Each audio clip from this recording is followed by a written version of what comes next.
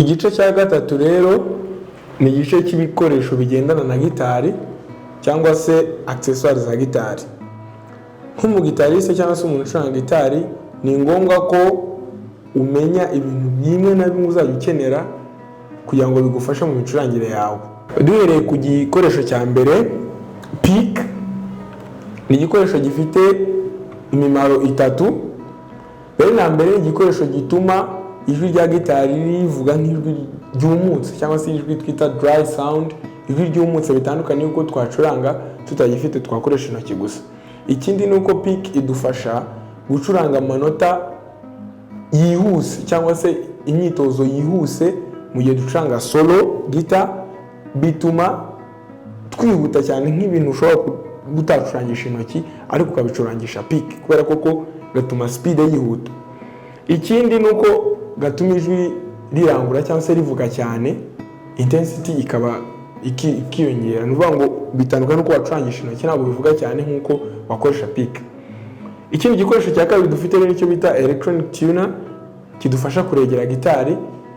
Rimwe na rimwe hari igihe kiba gikoranye na gitari. Iyi electronic tuner hari igihe ikoranye na gitari ifasha kuri gitari. Hari n'igihe ushobora kugira wenda application muri telefone. Abantu bamwe na bamwe bakunze gukoresha application muri telefone, ndetse iyi electronic tuner ushobora no kugura na electronic tuner, nako gakoresho kayo ubundi karahari kabugenewe ka electronic tuner ushobora gufatisha kuri gitari, ndetse ukajya ukubita inota kakakubwira niba riregeye neza cyangwa se ritaregeye neza. Igikoresho cya gatatu dufite rero nicyo bita strap cyangwa se umugozi ufata gitari mu gihe wenda turi gucuranga duhagaze, cyangwa se n'igihe uba wicaye ugakenera gushyiraho umugozi wa gitari ugufata ku ijosi. Ikindi gice dufite cya kane rero ni guitar cover cyangwa se cover ya gitari, ya marete cyangwa cya kindi tubikamo gitari mu gihe tutari kuyikoresha cyangwa se mu gihe tugiye kujya nk'ahantu ugiye gutwara gitari yawe. Ibikoresho ni byinshi, bimwe bigenda bikugira akamaro. Hari ibyo ubona wenda wowe ushobora gukenera, n'ibyo wenda utakenera. Nk'ingi cover ushobora kuyikenera mu gihe gitari yawe wenda ukunze kugenda ahantu henshi hagiye hatandukanye, bigusaba ko uyibikamo mu gihe uri kugenda.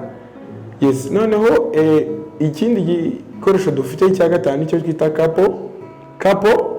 Ni igikoresho kidufasha gucuranga amanota afunguye. Tuzabyiga neza icyo bita ama open chords, kitwemerera gucuranga aya ma open chords.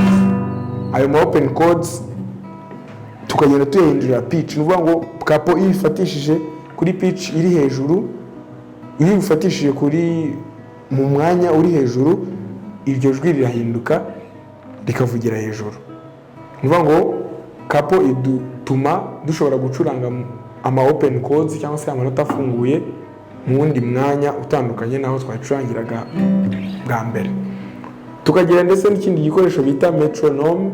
Metronome ni igikoresho cy'umuzika. Kenshi ijwi rya metronome rikunze kuba riri muri piano, muri keyboard rikunze kuba ririmo, ariko hari igikoresho bita metronome kidufasha rimwe na rimwe kuduha tempo tuba tugenderaho. Ni ukuvuga ngo igihe dukeneye tempo, nka wa muvuduko nasobanuye, igihe dukeneye umuvuduko wenda mu myitozo tuba turi gukora, ushobora kuyiha tempo iri hejuru, bikaguha gucuranga wihuse cyane kugira ngo bigufashe mu gihe uri gukora imyitozo yawe ku giti cyawe.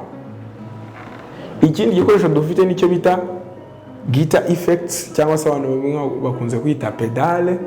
Iyi ni igikoresho kiduma duhindura ijwi cyangwa se timbre, iyo twasobanuye nk'ikiranga ijwi cyangwa se characteristic of a sound.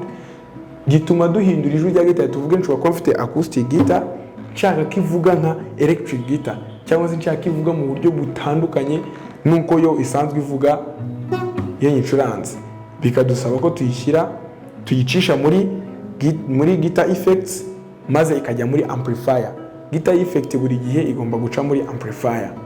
Ntabwo wayicomekaho gusa gitari ngo ijwi rihinduka, oya, ica muri amplifier. Muri amplifier niho ijwi rihindukira. Tukagira ndetse igikoresho cya munani aricyo cable.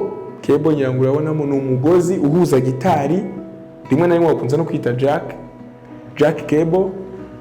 Ni umugozi udufasha guhuza gitari yacu na amplifier cyangwa se speaker yayo kugira ngo bivuge biranguruye.